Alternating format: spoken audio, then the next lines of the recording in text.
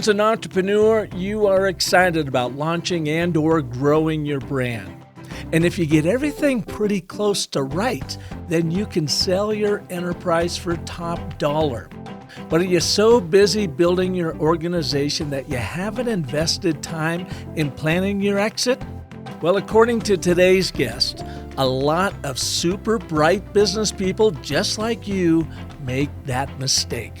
Hi, I'm Park Howell, and welcome to the Business of Story, your resource for the top storytelling minds in the world who will help you craft brand narratives, sales stories, and leadership tales that move your audience and ignite your growth.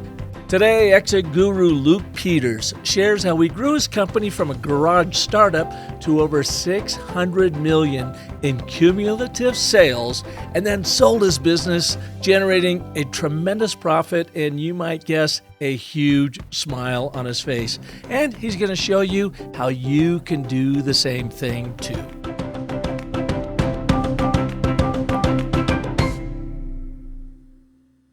Luke is the former CEO of New Air, a company he founded in 2001 that sells compact appliances for your home or office. It used to be a direct-to-consumer play, but the global recession upended that model, and the big box retailers like Lowe's and the Home Depot started joining the online market community, which you might imagine created quite formidable competition for Luke and his folks. So Luke pivoted. He began selling through them, which created a whole new set of problems he had to deal with long before he orchestrated an incredibly profitable exit from his company. Our business was somewhat simplistic in that sense. We had about 100 SKUs, but not all of them were at both warehouses. And when we flipped that switch, it was a disaster, okay? We couldn't fulfill the orders. We were missing orders. The system wasn't communicating. Who knows all the technical reasons why not. We almost lost some of the big accounts. We didn't ship hundreds of orders for Home Depot.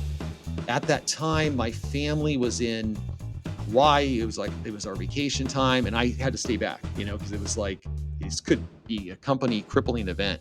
So that was a pretty big one.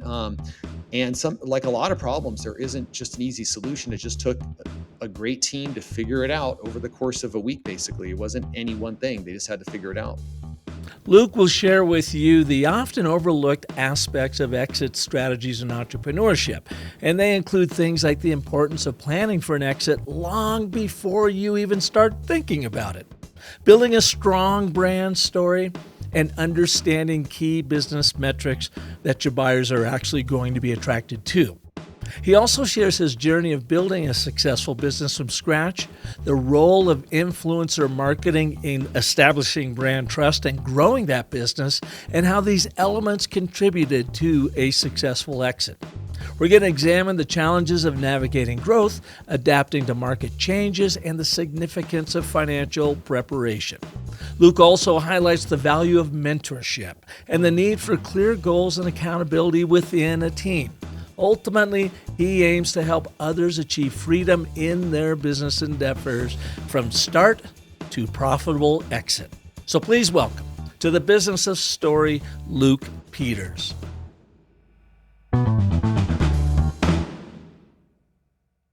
Well, good afternoon, Luke. Welcome to the show. Park, thanks for having me. I'm really looking forward to it. And you are coming to us from beautiful, sunny Huntington Beach. Is that right? That's California? Right. I can't complain. Yeah. It's beautiful outside. I just got back from surfing, actually. Oh, well, there you go. You are living the SoCal life. Yes, absolutely. So welcome to the show. We've recorded over 490 episodes of the Business of Story over the past 8.5 years. And I've always talked about how to build a brand using your story and how to identify what that story strategy is. But I have never talked about the exit side of it. How do you use that brand story and the promises you make in that brand story to set yourself up as an acquisition target so that you might be able to sell your business, but maybe have just an extraordinary exit in the process? And you've done that. And that's what your expertise is. So I am so glad you're here to tell us about that. Yeah, absolutely, Park. And I think, the exit typically isn't a focus on business owners, right? Because they're putting out fires all day long and maybe they stumble onto it, right? Or maybe they want to retire and they exit. So I think what I learned is, the exit should be your focus the whole way through. And it's important to have a story because, just when you're working with PE groups or you're working with another company, these are relationships that have to happen. They have to trust you. They want to know about your story. And I think what ties really tightly into it is your brand story. Okay. Because they don't want to just buy a company. They want some equity in that brand. So it's typically, top quartile of the industry, and they have different metrics that they'll use. But yeah, this is, we can go through the whole story and how I built the Awesome. brand and all those kind of things. Yeah, when I was thinking about that, would you say you starting out a business to be focused on what that exit might look like? I can tell you back in 1995, Luke, I was not when I built my ad agency, Park & Co. I was in the throes of raising 3 kids, trying to put food on the table. I wasn't thinking about an exit at all. It was just like, how can I build this and have some security and some sustainability in it? And I ran it for 20 years. I loved it for 10 years. I didn't like it so much the second 10 years, and I actually exited myself without selling it, and people thought I was nuts. And my thing was, Luke, I didn't want to be in the advertising business anymore. And I knew if I was to sell it, I would probably have to be on the hook for 5 years to whoever I sold it to and keep building a business that I didn't believe in.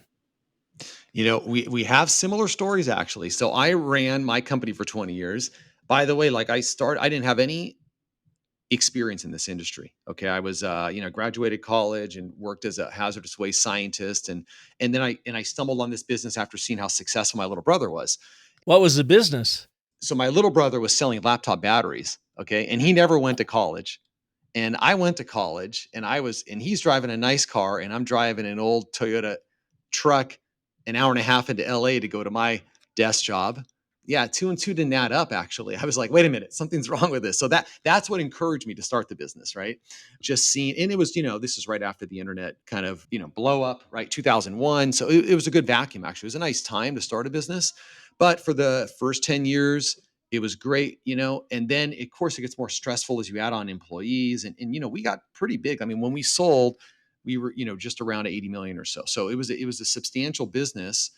And what was the business? And the business is basically compact appliances. So really fun beer coolers, wine coolers, ice makers, and some HVAC as well. So some heating and And you cooling. were a distributor of these No, for this was different our brand, manufacturers? Or? New Air. Oh, So okay. yeah, newair.com. You can check out the products. We have like it's a fun niche. If you think of like the large refrigerators, we're not going up against them. We're competing in like think of most of our products can be shipped FedEx, right? So, Mm-hmm. so, could be an under countertop, could be a cool wine cooler, cigar humidor, something that you might decorate your house with, or that you know, will add to your home. It's so weird that you say this because I just literally bought a replacement under the counter refrigerator this morning for our refrigerator that was out on our deck. And this is a new house we live in. We've been here 4 years and the whole refrigerator door completely warped on me and there's no way of fixing it. So I Yeah. had to go on and buy another one. And to your point, Amazon, it'll be here on Saturday and I'll install it myself. Yeah, yeah. Well, Amazon made the business more challenging. Let's put it that way. But because they've just basically changed consumer behavior, right? And so your Mhm. brand is all the more important, right? Because you're just going against anybody can just show up and put a listing up on Amazon. So it even like highlights the value of your brand and telling your story. So similar to your story, I ran it for 20 years and then exited, but I didn't know from day one that I wanted to exit. So that I just want to clear that up. I was clueless, I'm just running the business, trying to grow and trying to Mhm. survive. And then about 15 years in, I got smart and figured things out and kind of started building from there. And so you built this business from your garage. I mean, literally just started running it Mhm. yourself out of your garage. How many people did you ultimately have working for you? Yeah, I mean, just in the beginning, it was my wife and myself, and 2 young kids, and then we grew it to, we probably have, if you add up the contractors, and we had some people in different countries doing different things, you're around 100 people. Probably at the high point over here, 50 or 60 here in the States. And what attracted you into that particular kind of business?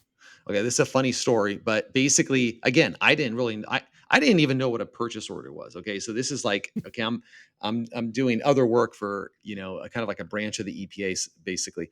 And basically, I'm doing some research, SEO research, and on Yahoo at the bottom, they list the top search terms. This is 20 years ago, 25 years ago, and number 3 was portable air conditioner. And I have no idea what a portable air conditioner was, but it was a hot summer. And I'm like, well, people need these things. And I look online and you could buy, RAM for your computer back then. You could buy electronics. Like that was pretty good online, but nobody was really good at selling air conditioners or fridges. That was just getting started.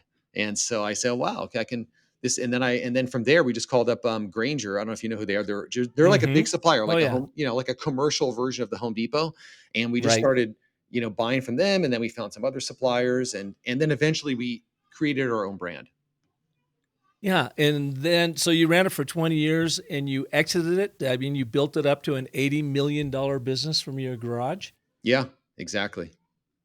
And then what are you doing today? Are you helping other companies and other entrepreneurs in their exits? I am. Yeah. So I'm just getting started in that over at Apex CEO. It's a lot of fun. So basically, the term is like CEO coach. I really don't like that term, like a coach. Mm-hmm. I'm more like I want to be your right hand, your advisor, consultant. And I really can understand and give you, feedback on your business that, you're probably not going to have from inside of your business, or, your C-suite may not be able to give you. They may not have the experience. And also, I learned a lot. It's like when you sell a business, it's like an MBA. I mean, you're learning so much. You're not just learning the process. You're learning, there's accounting you're learning legal, you're learning even investing, right? After you exit, how you should set yourself up, and, even other legal things like how to set up trusts and why set up certain kind of trusts. So there's so much you learn in that year. And so I think there's, it's more than just helping entrepreneurs with their businesses, but it's really thinking about the future, planning. And what I learned leading up to my sale was it's really important to have that story on the brand. Like truly it's important. And we worked with a lot of influencers to build that brand story. So at the same time, a lot of businesses out there are really successful because, the entrepreneur is usually really good at one thing specifically. Maybe they understand the industry, or they built a great product, but there's so much more they could do. And they probably have enough, they have that skill set to get there. And that's where I can help them. Yeah. So take us through a little bit of a process. Let's set up a shell company, all right? Mhm. And let's give it a 20-year time span, since that is your and my experience. I did not sell mine. You did, and you sound like you did very, very well. How would you coach somebody from day one through year 5, 10, 15, and getting to that ultimate sale at 20 years? Okay, perfect. So in a nutshell, one thing is I really like to keep it simple because this can get very complicated. Okay, so the first thing is Yeah. like, what does the buyer want? Okay, so you have to think about, if you're thinking in advance, okay, I'm going to build a great business and I want someone to buy it. So what do they always want? They're going to want above industry average EBITDA and margins. Okay, so that's the first thing, because And sometimes EBITDA stands for? earnings before interest, taxes, depreciation, Yeah.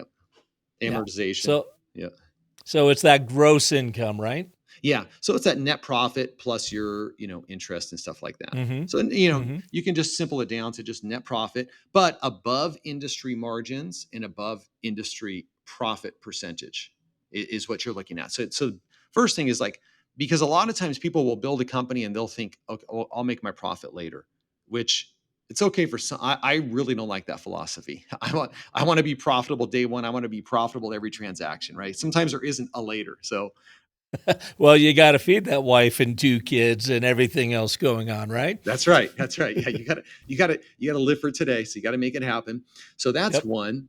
The other thing is that eventually, and this is a balance, but you want to feel like you're the investor in the business. You're leading the business, but you're the investor. So now it's hard to get there when you're small, but as you add, let's say maybe once you're around 20 people, I'm just picking that number because generally around that area, you can afford to hire really good talent. Okay. And you want to. So that's the thing. You want it, because a lot of times they'll be making good money, but they're working 80 hours a week. Okay. And they're doing all the work. And if a private equity comes in, they're like, well, if we lose him or her, I mean, there's no management in this business. There's no systems. There's no people. So your people are really important. You need to actually have like top tier people, which are not cheap, right? They're and you still need to make those margins. See, so you really got to build it with that. Like, and what does that mean? That kind of puts that puts pressure almost back on your product. Like your service has to be that good that it's going to be top quartile in your industry. It's going to allow you to hire great people. It's going to still give you those good margins. And then you're going to be able to work at more of an investor level. And that's very, very appealing, to other investors when they come in. So you want to find a business, a product or service that is not a commodity out there, because then you're going to have to be the low price leader, and there's no margin in that. So this is also where your story, your brand story comes in, to get people to actually feel the value that they're going to get when they write that check to you. And then by golly, you've got to deliver on that when you deliver your product or service. Exactly. Yeah. And that's where usually the entrepreneur is the product expert and the visionary. Okay. That's where I want to keep the CEO. The thing is, you start a business, you love the product, you did it for a certain reason, product or service. Then 3 years later, you're just in meetings all day and you're not working on the product. Right. So I want the CEO, the visionary on the product, on all day long, understanding the consumer, what they want, and then understanding marketing and how to tell that story. Because some of the best brands, sometimes they don't even have the most differentiated product, but like Red Bull, okay, they have an energy drink, but they're like incredible marketers. I think they spend like 30% of their revenue on marketing, some crazy number. Marvelous storytelling. Incredible, for an ultimately commoditized brand, but the thing about it is it's highly addicting. So that helps. If you are Starbucks or Coca-Cola or Red Bull, you are selling a highly addictive product, and that certainly doesn't hurt. It doesn't hurt. Yeah, keep it away from my kids. Yeah, keep it away from me after about 5 o'clock at night, because then I won't sleep all night. How did you build your story for your brand? Because it sounds like you were kind of seat of the pants, like so many entrepreneurs are, starting in your garage and then building from there. When did you realize that you really had to dial in that brand story? So, Park, one thing I always enjoyed copywriting, believe it or not. Okay, and I always enjoyed trying to describe things better than, say, the competition. So I naturally, I enjoyed that part, like being a pitchman, let's say, but at the same time, with integrity, like I don't want to sell something that's fake. And so that kept me out of certain categories that I didn't want to get into. Let's put it that way. But the main thing that I did is I read a bunch of branding books. Okay. And you can read a bunch of books, and it all boils down to what I learned about branding is that branding is a feeling. Okay. So can you give your customers a feeling about you, which is very hard to do. Okay. But it's a gut feeling that somebody has. If you try to, would be how I would describe branding. And I know this is commonplace now, but and then part of that, as I learned more, I learned about word of mouth marketing. Okay. Now this has been around for a long time, right? And now it's very common with influencers, but 10, 15 years ago, it wasn't. So every phone call we had in our customer service, if we had a good interaction, we actually had KPIs and metrics on getting customers to share that experience online, to get the word of mouth. And then with our product, I would say maybe 2015, 2016, which is pretty early, we started working with influencers. And the reason is, before that, it had been blogs, it had been content. And then what I learned from the reading and just really understanding branding is like, consumers don't really care what the brand says. They do to an extent, but like now they care what other people say about the brand, because they don't trust the brand. They trust other people. So you want to be in front, every business owner out there should have, every single day, you should have something where somebody on your team is improving the trust of your brand. Okay, whatever you define, however you can define that. Usually it's reviews, usually it's getting other people to talk about it. But yeah, we had a full influencer program for refrigerators and air conditioners. How do you find an influencer for refrigerators and that actually matter, not someone just taking your money? Yeah, no, exactly. So now here's the thing. Here's where we are lucky. Our stuff is, somewhat expensive, right? So maybe if we have a nice wine cooler, it could retail from, 250, but even over $1,000. So there's a lot of targets actually. There could be home renovation. So I liked YouTube personally. I like YouTube because it fits right into this. Like there is way more storytelling. You're going through a 15, 20-minute video, the viewers watching the video versus other things like Instagram, where I know you can really get into their hearts and minds, but it's a different avenue. And so I chose YouTube. And what we did is we just had a team that was dedicated to go out and make their own relationships. We didn't use a culture, an agency to go find these connections because they're kind of expensive and I really believe another thing about business is if you're going to do something, you don't want to do a million different things. You want to do like 5 things really good and you want to be consistent and do them every day. And so instead of finding an agency and just, doing 10 of these, I actually had a team of 2 or 3 people and all they did was reach out to these connections and we refined our process over the couple of years to say, okay, let's tweak this and tweak that and created a lot of great content. And you saw that influencer campaign really helped your business take off. How far along in your business were you before you started that influencer campaign, and how do you think it impacted your exit, the acquisition of your company? Okay, so it directly impacted it, and here I'll tell you why. So we were at that time, maybe I can't remember, maybe we were 30 million or something at that time. But what would happen is I still was very involved in product and we were launching new products. Okay. So when you launch a product, what are you going to do for it, right? What PR are you going to create? What assets are you going to create? All of those things. Well, what we did is we did the influencer. So we would say, okay, every new product, go get 20 engagements. And we typically wouldn't have to pay for these. Sometimes we would, but usually it's a free product and they would disclose that and they would just, and they wouldn't always create a full video. It might, some might be a review, some might just be a placement. Now, when it came time for the exit, it's almost like a 4-letter word, but it's not 4 letters. It's called due diligence. Okay. And so as you're going through due diligence, we'll call it due diligence then. Yeah, it's kind of, it can be a nightmare. Okay. It can be like the worst, 8 months of your life. So as they're going through due diligence, the acquirer will bring in experts to assess your business. Typically, they're not the experts, right? They're the investors.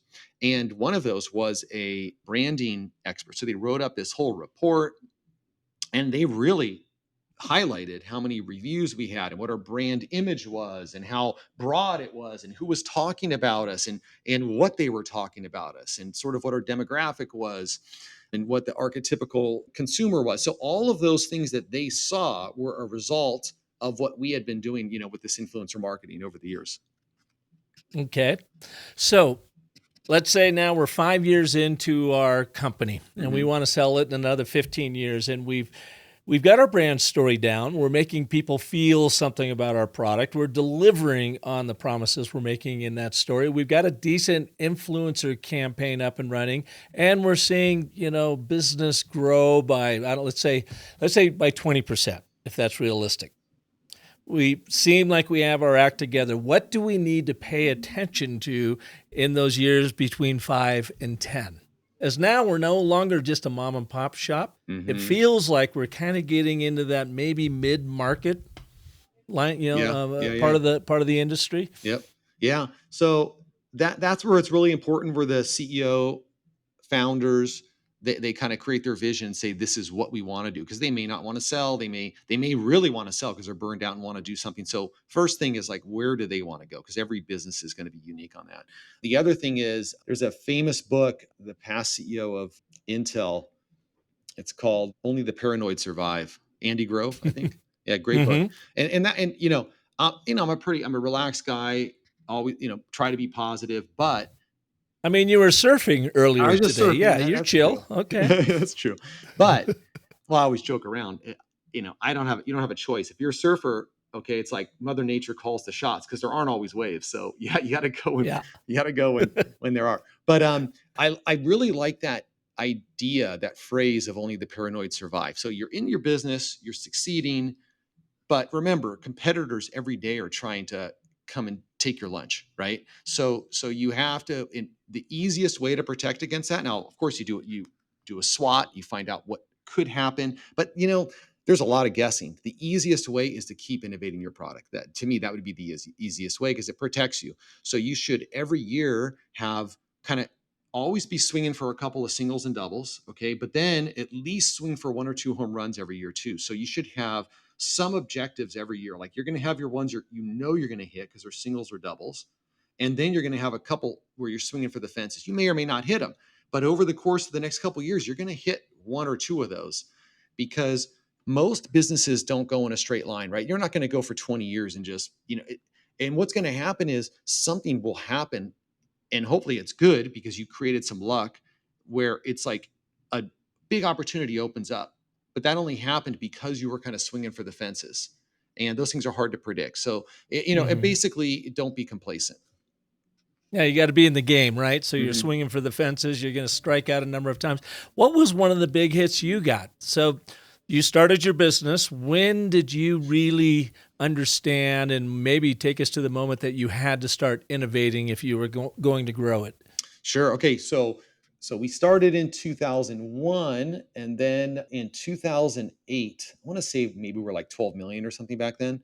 There was the financial crisis, right? And that Oh, Jesus. Yeah, huge. it was huge. I mean, the world, global financial crisis. Yes.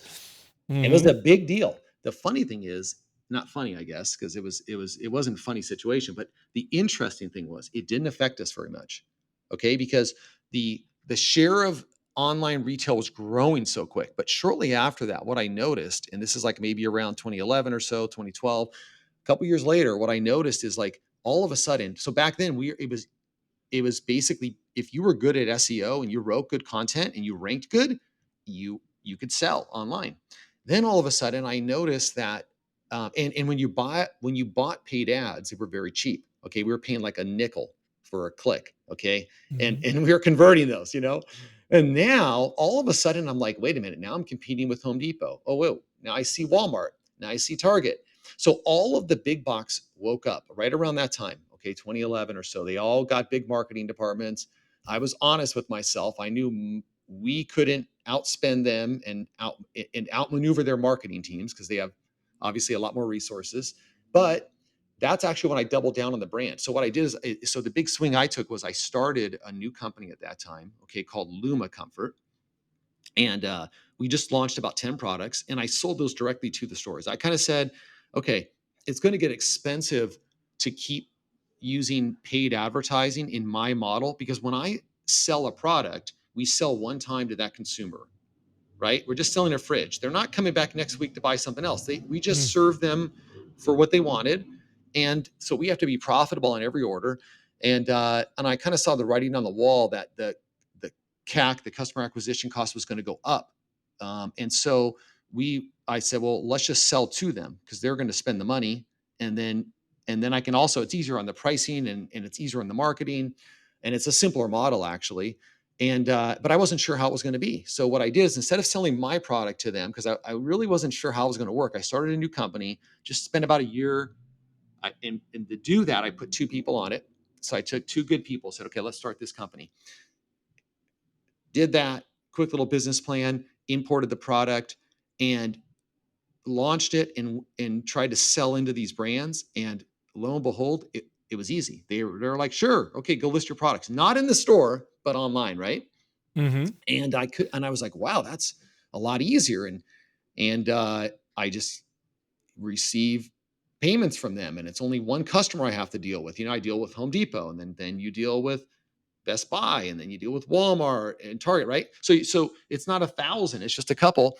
And then when it works so well, we quickly moved newer over to that business model. So that was a big thing for us. We went from 100% direct to consumer to basically what you'd call a multi-channel, because then we're selling into the retailers online. And then over the course of the next couple of years, we started selling some products in the store. So that's where that led us. So that chance that we took, definitely paid off and allowed us to grow. Yeah. So let me unpack that just a little bit. You were in the durable, not the consumer goods business. In that you were selling a durable good that people are going to buy once every 5 to 10 years. In my case, every 4 years for my stupid refrigerator that just went out on me. Yep. And instead of going from you to many, direct to consumer, you decided to go to these big watering holes that were the big brands that were coming into was going to start devouring your market and let them run with the cost of the direct to consumer. You now are becoming a supplier, essentially a manufacturer supplier to that brand. You only have to deal with one buyer essentially for a Home Depot. And then you make sure that you deliver the product on time, and I imagine back up the warranties and any customer service calls and whatever. But it made your life much easier. Now, sounds like that was a product of necessity, that you were coming out of the grand recession. You saw the big box retailers get into online shopping much, much more. And so it seemed like kind of a natural pivot for you, and yet you were unsure if it was going to work or not. Exactly. It's not all great, right? Because you basically you're less diversified as a brand. Okay. So you're a little concentrated with some of these big retailers and they have some power over you, right? The buyer can just Mm. sometimes the buyers at the end of the year will be like, okay, well, you owe us, $400,000 because we didn't make money on these. Like literally, I'm not kidding, actually. They'll just say this stuff and then you got to negotiate it. So there, Wow. yeah. So there are things you have to be ready for, and you just have to make Mm-hmm. sure your margin. That's why I say it's like the most important thing on a business is your margin to me. Like that's how I look at it, because I don't know, Park, have you ever played basketball if you're a basketball player? But like when I was growing up, there was In my younger days. do you ever remember the saying, they can't teach height? You can't teach height, like if you, Right. yeah. So I always say the same thing, like, you can't teach margin. It's like, if you have margin, you're going to win. But so anyways, you have to do that because they're going to have their antics and everything. It's just part of the deal. But yeah, it was a natural evolution. And that's how a lot of the .com landscape is now. You're going to hear multi-channel, and that's what multi-channel means. You're just sort of Mm-hmm. everywhere. Yeah. Okay. So now we are in year 10 of our business. We've done some pivoting. Oh, I know what I wanted to ask you. So you got kind of a home run on that one, right? Mm-hmm. Take us to an utter and complete strikeout, something you did that you thought was going to be cool and innovative, and it blew up on you. Oh yeah. I mean, well, that's pretty much Hell yeah. every day of my working life. But yeah, I would say a big one was around 2014, 2015. So we moved, by the way, this is moving into a warehouse. Okay, it was a complete disaster. We moved 6 or 7 times, by the way. So we just kept moving. We kept outgrowing warehouses. And so we were in 35,000 square feet, and all we had were 2 docks, and it wasn't enough because we had, FedEx coming, UPS coming, other trucks coming. We had so much stuff going in and out. And then I found this, beautiful 85,000 square foot warehouse that we expanded to 115, and we moved into it. And at that time, all of our systems were written by ourselves. So we had our own software running our systems. And when you do a move of a big warehouse like that, it doesn't happen overnight. What you're really trying to do is you're really trying to sell down the inventory in one warehouse, because usually there's an overlap, right? So I want to sell, because it's expensive to move in. It's expensive to do anything, right? So you want to sell down the inventory here, and as you receive containers, you want to receive them over here in the new warehouse. And then you figure you do that for a couple of months, and then you eventually do have to do a move, but it's going to be a lot smaller. So anyways, we were selling down the inventory, and then we were receiving the inventory. And then there's a day when you're going to go live at the new one. Okay. And on that day, but we still got to ship from the old one. Okay. Because, you got to be live in both spots, because you got about 100 SKUs. Our business was somewhat simplistic in that sense. We had about 100 SKUs, thereabouts, but not all of them were at both warehouses. And when we flipped that switch, it was a disaster. Okay. We couldn't fulfill the orders. We were missing orders. The system wasn't communicating. Who knows all the technical reasons why not? But it was basically, we almost lost some of the big accounts. We didn't ship hundreds of orders for Home Depot. So Mm-hmm. that was a really, really, I mean, and at that time, my family was in Hawaii. It was our vacation time, and I had to stay back, because it was like this could be a company crippling event. So that was a pretty big one. And like a lot of problems, there isn't just an easy solution. It just took a great team to figure it out over the course of a week. Basically, it wasn't any one thing. They just had to figure it out. And if you're running any sort of dynamic company, those problems are going to arise. The things that you just didn't see coming, the unintended consequences. It's not like you guys were dumb and foolish and didn't know what the hell you're doing. You were just simply trying to grow an enterprise, and it bit you in the backside, as it always does. That's the universe. You want something how bad do you want it, Luke? Let me punch you in the nose with this and see how well you can recover. If it was easy, then everybody'd be doing it. So, yeah. That's right. Yep. So we're now year 15 into our business. We got our warehouse figured out, or maybe we're in the service business. We're not selling a product, but we're selling a service, and we've been able to scale our offering. We've got good margins on it. Now I've got 5 years to go to exit on this thing. What do I have to pay attention to? Okay, so typically, what a lot of people don't realize is how important financials are. Okay, so having really, really good financials.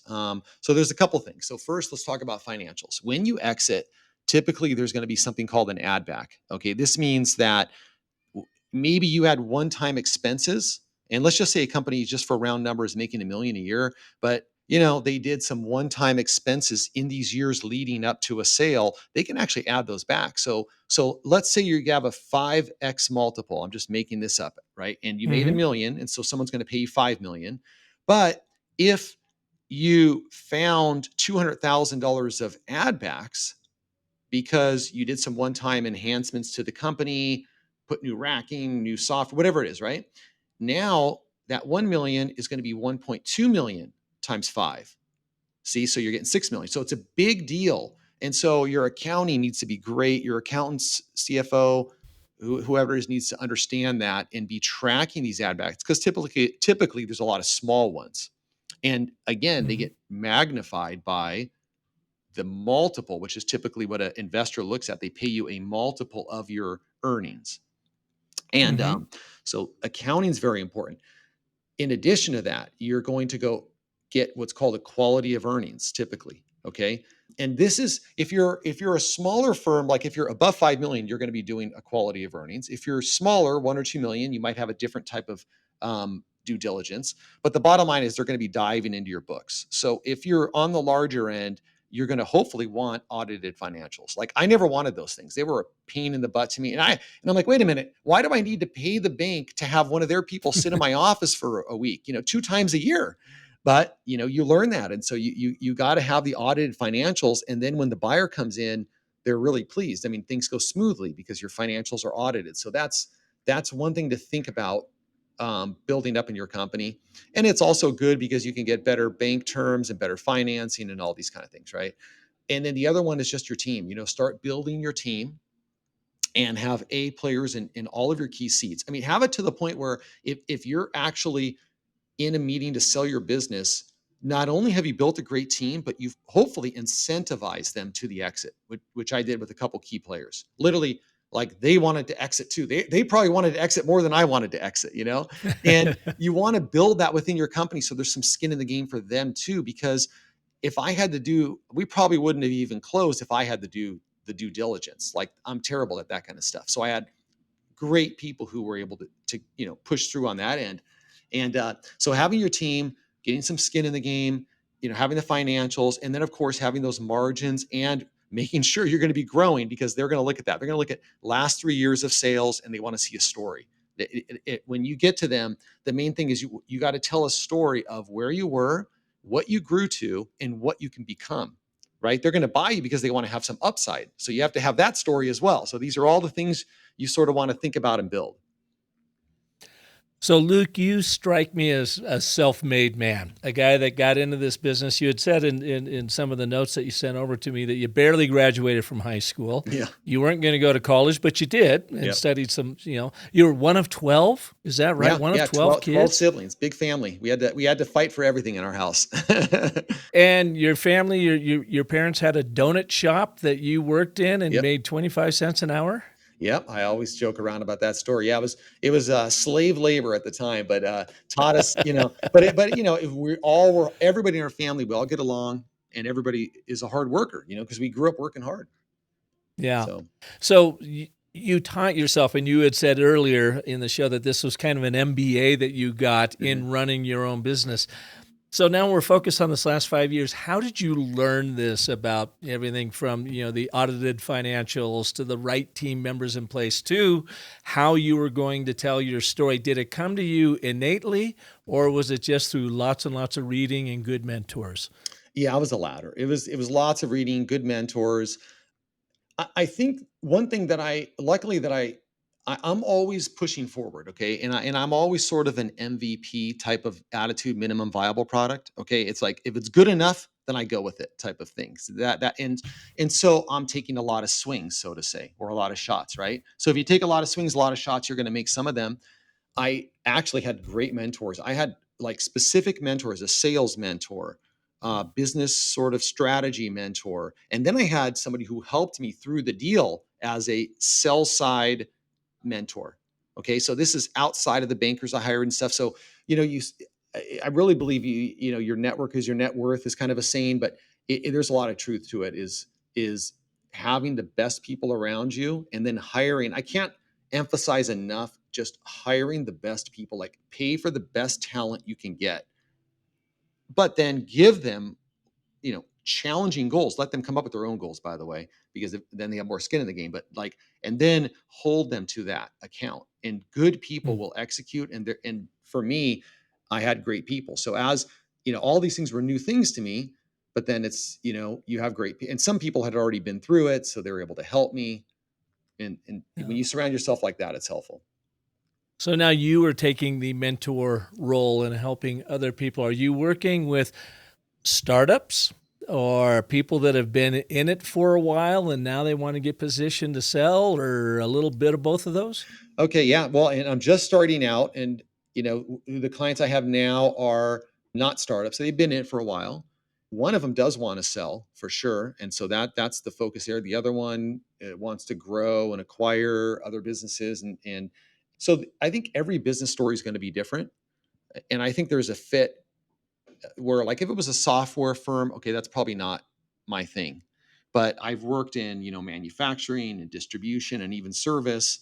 And so I think every business owner has a unique need. It could be to sell, it could be maybe more of a brand focus or a product focus, which is where I love to work on it as on the product side. And a lot of them don't have, like Park, you would be surprised that a lot of good companies don't have a strategic plan, and they haven't created alignment within their company. Meaning, like, does your team all the way on down know what their goal is? First of all, like, why they come into work? Like, do they actually know the why? They know what to do, but why are they doing what they're doing? Because if people know why they're doing things, a lot of times, like for example in accounting, there's a lot of wasted work, and if they knew why, they might say, hey, let's cut this out, or let's simplify this, or why am I doing this, can we do this instead? And you want your people asking those questions. So kind of creating like really clear goals. You can use OKRs, you could use EOS or traction, you can use scaling up. That's step one that a lot of people haven't done. And then even if they've done it, they're not good at holding their team accountable to it. So they create these goals, but then there's really no accountability. And maybe they created the goals and they didn't let their leaders create the goals, right? So if then the leader doesn't have any buy-in, they're just handed a bunch of goals to go achieve instead of what you really want is those to bubble up within the company. So, anyways, there's an art to it, and every company is different, and every company has different needs. So you're there to help people smooth out this whole transition from building it to exiting it. Exactly. Yeah. Ideally, my thing, like we talked about, I just went surfing. My thing is, I want to give people freedom. So I truly believe that you don't actually need to work 12 hours a day. I mean, in fact, if you have the right people and the right systems, you can work 4 or 5 hours a day, which isn't slacking. I'm talking about 4 or 5 very focused hours. You're not like watching YouTube Mm-hmm. videos. and Yep. and anybody can do it. I truly believe it, because most of us actually can't even work that much. We get so many Yep. interruptions. Well, Luke, I learned that too. I mean, when I was running my agency Park and Co, it was, of course, 12, 14-hour days. And I was young and dumb and learning as I went and whatever. And now with my business of story, 4 to 5 hours tops a day. Yeah, and to your point, I finally woke up in my old age and said, you know what? I'm really only good for that amount of time. Everything else is just effort that doesn't really seem to be paying off. It's an insight. We all wish we had learned that earlier. So yeah. Eventually. Yeah, that really focused time. So, Yep. Well, it's fascinating to meet you, Luke. Where can people learn more about you and what you do and reach out? Maybe someone's out there right now hearing this and saying, I need a little Luke to help me get through this. Thanks, Park. Yeah, they can just go over to Apex CEO. So apexceo.co. So apexceo.co, or find me on LinkedIn. Why Apex? I'm curious. Apex, first of all, I made a whole YouTube video on it, but I love short domains. So I did a lot of research and what was available. And I love, 1-2 syllable domains. I know CEO's a couple syllables, but it's short. And I love just the look of rising, like Apex. I like the hike, stuff like that. So. Awesome. Well, thank you so much for being here, Luke, and congratulations on your new endeavor and your exit. Sounds like amazing, going from 0 in your garage to 80 million on the highway out there. That's pretty dang good. I was very fortunate. So somehow I made it. Thanks, Park. You bet.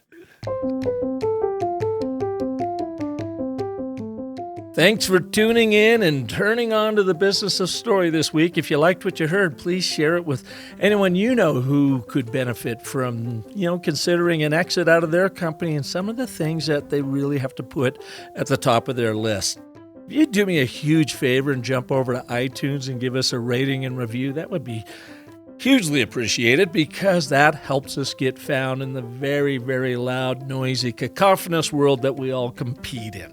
And if I can help you become an even more confident competitor in this world, then give me a call, shoot me a note. I am here to help you and your team excel through the stories you tell, with my virtual trainings, with my in-person mastery courses, with my online micro training, or a combination thereof. My goal is literally to help you grow, you and your people, as confident, clear, concise, and compelling communicators using our 3 proven frameworks to storytelling. So if I can help you, and I know I can, please shoot me a note to park@businessofstory.com. Now, I hope you're going to join us next Monday when Chris Miller, Corporate Communications Manager at Visit Phoenix, will be here to show you how they use place-based storytelling to captivate audiences, invite them to become a part of their brand story. And by the way, he's going to give you tips on how you can do the exact same thing too. So I hope you'll be here. Thanks, Caden, for editing this show, and for Darius Holbert for the remarkable show music, and always for Marissa Hill, helping us grow our community through amazing marketing. Make this week fantastic, and remember that the most potent story you will ever tell is the story you tell yourself. So make that one epic. Thanks so much for listening.